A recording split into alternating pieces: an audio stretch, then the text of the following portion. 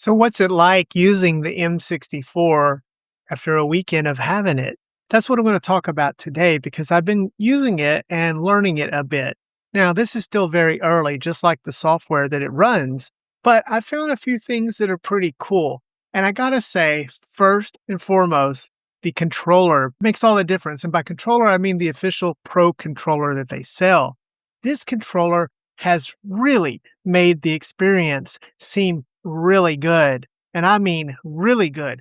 While the system itself has quite a few flaws as far as software development goes and lacks a lot of features that the analog 3D offers, I cannot tell you how, for me, using this controller has really changed the game.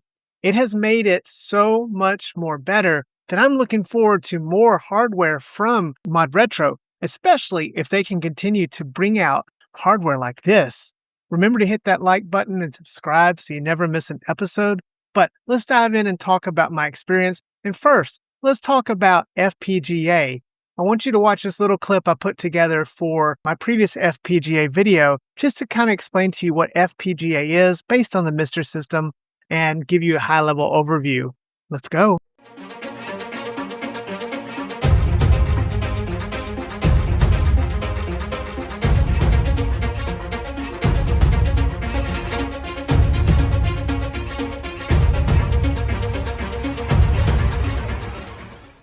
Let's go. For decades, if you wanted to play a classic game on a modern computer, you had one tool: emulation.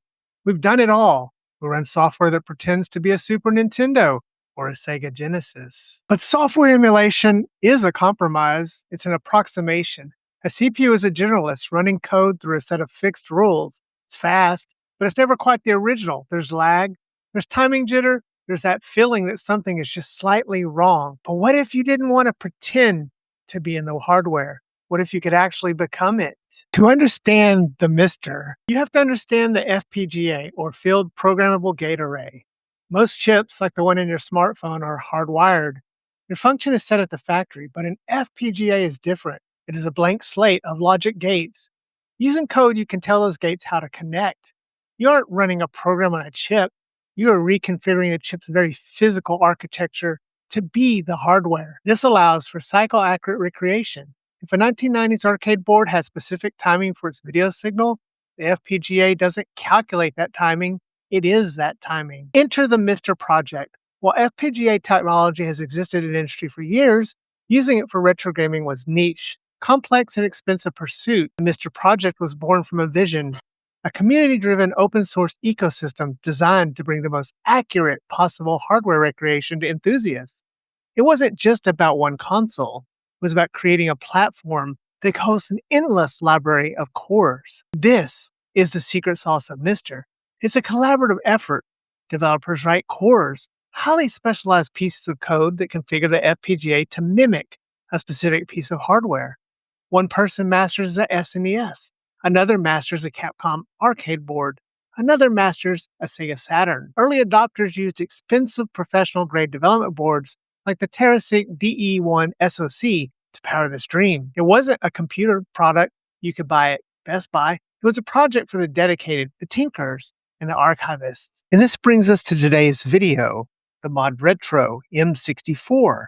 As you saw in the unboxing video, this is a pretty impressive FPGA system that is attempting to faithfully recreate the experience of the original Nintendo 64. It uses a custom AMD processor, one that we have not yet seen in a commercial product, I do believe. I wanted to do this video to kind of just share with you guys my experience in first using this. Upon setting up the system, I did have to install an update, or rather they encouraged me to do it, which I think is pretty smart. I will say that the first update, which can be done over Wi-Fi, is quite lengthy. Thankfully, they do give you a meter to show progress so you can see the progress as it's updating. I was a little surprised at how long it took to update, but I guess good things come to those that wait. Once it updated, I was met with a screen that looks familiar for anybody that has experience with the Chromatic. It's pretty similar looking software, and while it's very basic now, it does offer at least a few features that are pretty easy to use and understand. I'm going to show you over here some of the features that you can do that are quite limited right now and frankly, not quite up to what analog has offered. But again, remember, this is launch software versus analog, which has had almost a year to bake in. So let's take a look at some of the gaming experience and what it was like going through the systems and changing some of the settings. As I mentioned earlier, it did take a while to update, and the update brought a few cool things. But if you look here, they are letting us know the roadmap. They are going to support this, and if there's any indication by how they have supported the chromatic over time, I would say that we are going to get better software updates. At this point, yes, it is still early software. It gets the basic functions done, but there's a lot to be desired, especially if you're coming from the world of normal emulation where you got so many things. But let's not forget that FPGA is a growing and newer place than emulation is. So don't be surprised when you can't do things currently like save states or fancy shaders and filters, although there are some basic ones included. Let's take a look at the shaders and filters and what they're doing with them right now. You currently have a few options for modifying the look of your games. You have the clean look, which attempts to use your HDMI to give the cleanest possible output signal. You also have a scanline option, which is going to add scan lines. You have a CRT option, which allows you to have a CRT look, and they have a custom option. Now, within each of these presets, such as scanline, you can go in and do some experimental features and tweak it further. There is quite a bit of adjustability here, as you can see, where you can change all kinds of things like the aperture grill, the sharpness, the horizontal bloom, the gamma mode, examples like that. I am by no means any kind of expert like this, and I played around with this to get a bunch of different looks.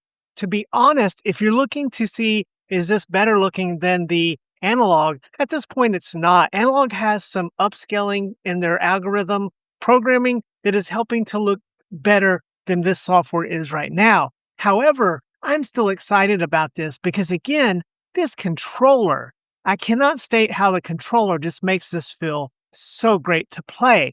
Even though the output and the look of this may not meet what your expectations are, I've got to say again that using this controller, this original controller they put together, which is so well built, just brings an experience that has really touched me and encouraged me to play a lot more games. Check out some of the footage here of a few of the games that I played. So the basic software is still cooking. It's real early, but one of the things that I really like about it is that you can not only get into it by holding the controller's Z button and start, or there's a physical button on the M64 itself. This is a really cool button, which has a highlighted color depending on the unit that you get.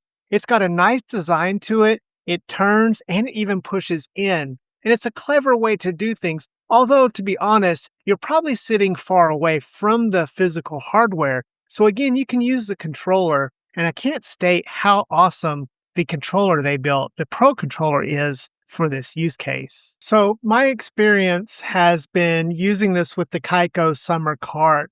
It's one of the ways, along with the Crix just announced that they had carts and some of the others that are out there that you can play multiple games on a cart. Now, this also supports original hardware, and Mod Retro is also releasing and re-releasing some original games on cartridges, which is another thing going back to the whole Sony ditching the physical hardware. This is just another reason why that probably should not go away.